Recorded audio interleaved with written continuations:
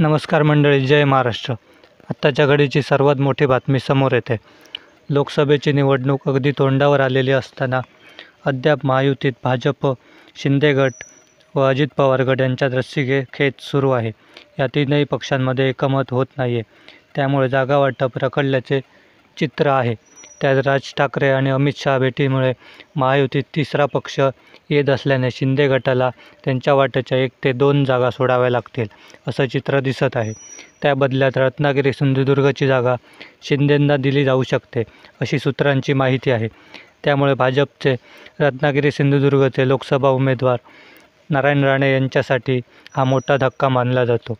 ठाकरे गटाचे उमेदवार विनायक राऊत विरुद्ध नारायण राणे असा संघर्ष लोकसभेच्या निवडणुकीत होणार अशी अपेक्षा होती. पण शिंदे भाजपच्या जागा वाटपात नारायण राणेंना डावललं जाऊ शकते आणि त्याचा फायदा ठाकरे गट व विनायक राऊत यांना होणार असल्याचे बोललं जात आहे. त्यामुळे नारायण राणेंना याचा फटका बसू शकतो. आपलं मत कमेंट बॉक्समध्ये नक्की सांगा. धन्यवाद. जय महाराष्ट्र.